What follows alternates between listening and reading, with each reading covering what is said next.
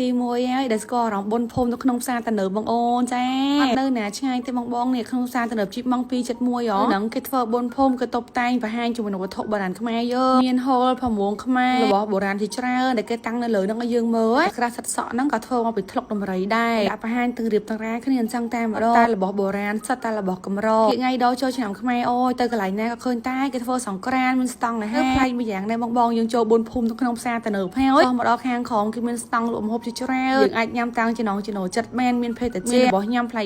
ខាមកតាមកន្លែងនេះស្មើដូចយើងទៅសង្ក្រានថ្ងៃចូលឆ្នាំអញ្ចឹងនៅនឹងស្តង់អាហារក៏មានកន្លែងដើរលេងក៏មានហើយក្នុងផ្សារតំណើទៅជាក់ស្រួលខ្លួនទៀតអញ្ចឹងមុនចេញទៅដើរលេងអត់ភ្លេចទេចារៀបចំទុកដាក់មើលថែកូនឲ្យរួចរកសិនចាំមីដើរចេញក្រែជាប្រចាំថ្ងៃអញ្ចឹងក្រោយគាត់ទឹកហើយកូនសូលីងកូនបើម៉ាមីតែងតែហាត់ពោះជាមួយនឹងជែលមកអូឆើជាប្រចាំថ្ងៃមកហាត់តែអូនអញ្ចឹងឲ្យអូនស្រួលខ្លួនអូនដើរខ្យល់ល្អមិនធ្វើឲ្យអូនហើមពោះចុកពោះឬច្អល់ពោះទេលាបរឹតឲ្យគាត់ជាប្រចាំថ្ងៃអញ្ចឹងគាត់ដើរខ្យល់ស្រួលសាហាវមកអាចលាបបាននៅកន្លែងបាតជើងឲ្យគាត់ទាំងសងខាងហើយពាក់សមជើងឲ្យគាត់ទៅធ្វើចរន្តឈាមកូនយើងដើរបានស្រួលខាន់ណាក្លិនជីងកែយើងលាបរឹតទៅលើកូនតូចហើយអាចស្រូបយកជាមួយនឹងក្លិននឹងបានទីព្រោះទៅដល់ផ្លូវដង្ហើមកូនរបស់យើងជាមួយនឹងជែលបាយអូឆើទៅជែលនេះគឺល្អប្រែខ្លាំងជែលបាយអូឆើហ្នឹងមីប្រើឲ្យកូនជៀបទាំងពីរនេះតែម្ដងគិតម្ដងឥឡូវហ្នឹងខ្ទង់2ឆ្នាំជាងឲ្យបងល្អប្រើមែនតែនជាមួយនឹងជែលបាយអូឆើឥឡូវហ្នឹងយើងមកដល់កន្លែងគេបុនភូមិហើយគេហៅភូមិខ្យល់តាអញ្ចឹងណាបុនភូមិធ្វើនៅតាមខេត្តតាមស្រុកតាមជីគឺអត់ទេគេធ្វើនៅក្នុងផ្សារតំណជីបម៉ងតែម្ដងចាតុបតែងបង្ហាញជាមួយនឹងវត្ថុបុរាណខ្មែរទាំងសម្លៀកបំពាក់មានហូលមានខ្មែរគ្រឿងអនុស្សាវរីយ៍ជាច្រើនទៀតសិតតែរបស់បុរាណខ្មែរសុទ្ធតែរបស់កម្រតែម្ដងស្អាតខ្លាំងមែនតែនមើលវត្ថុបុរាណខ្មែរយើងហើយមានអារម្មណ៍ថាត្រជាក់ភ្នែកខ្លាំងផ្នែកភ្នែកគេរៀបរាប់ប្រាប់យើងថាអានេះមិនអីអញ្ចឹងណាធ្វើមកពីអីបានទៅលើអីគេខ្លាំងដូចក្រាស់សិតសក់ហ្នឹងអញ្ចឹងមកពីភ្លុកដំរីអីមិនទេយើងសិតសក់វាជួយទៅលើតសៃសក់អីណែណៃច្រើនទៅបងអ្នកលោកគាត់រៀបរាប់ប្រាប់យើងច្រើនណាស់តែជារៀបរឿងផ្លេចដែរមើលមកចុំហ្នឹងទៅអូយការរៀបចំស្អាតទេចង់ថតរូបតែងបុរាណអីក៏មានដែរចុះមកជន់ខាងក្រោមហ្នឹងគឺមានជាស្តង់អាហារសុទ្ធតែជាម្ហូបឆ្ងាញ់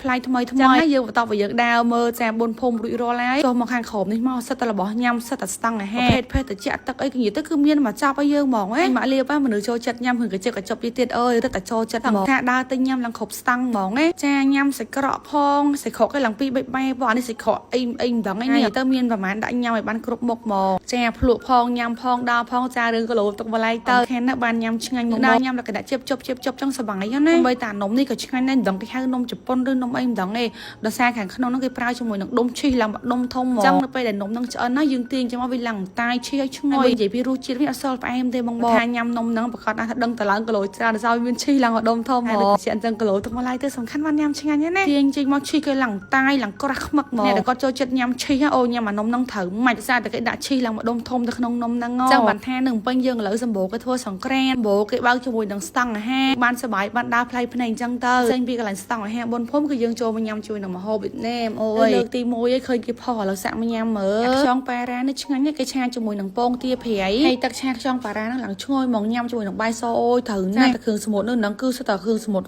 រស់ថ្មីពេលយកមកចំអិនធ្វើម្ហូបចឹងទៅឆ្ងាញ់មកដាក់មិនតាន់អស់ណាចារបស់ថ្មីមកបន្តកតុយគ្នារហូតខាងនេះវិញ oyster ដូចជាគេអាំងដាក់អីអត់ដឹងបងឆ្ងាញ់មែនតែមកថាញ៉ាំបានច្រើននេះតលន់អាំងដាក់អាស្អីគេទឹកលឿងហ្នឹងញ៉ាំបានយ៉ាងច្រើនតែពីរគ្រាប់ឯទេតលន់នេះបងប៉ុន្តែឆ្ងាញ់ប្លែកមាត់ដែរក្លែមជាមួយនឹងអាស៊ីពងទាកោដើម្បីកាត់តលន់នេះមើលតមាត់មកលៀបទៅអើយថាឲ្យរឿងញ៉ាំនេះຕົកចិត្តលើមកលៀបចោលខាងរុករើកន្លែងញ៉ាំថ្មីប្លែករសជាតិឆ្ងាញ់នេះជាលៀបរុករើតឃើញមកអាលីសលីហូនេះអានេះដូចជាឆា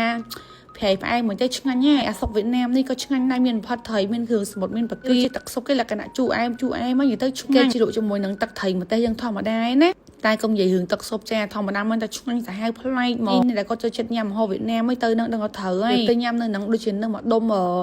វាមានឯករាជ្យជាតិអូយត្រូវចិត្តមកលៀបឆ្ងាញ់ហ្មងចាវីដេអូមកលៀបថ្ងៃនេះមានតែប៉ុណ្្នឹងទេចាំមើលវីដេអូស្អែកទាំងអស់គ្នាថាមានអីថ្មីទៀតបង្ហាញទៅបងទាំងអស់គ្នាអរគុណច្រើនជម្រាបលាបាយ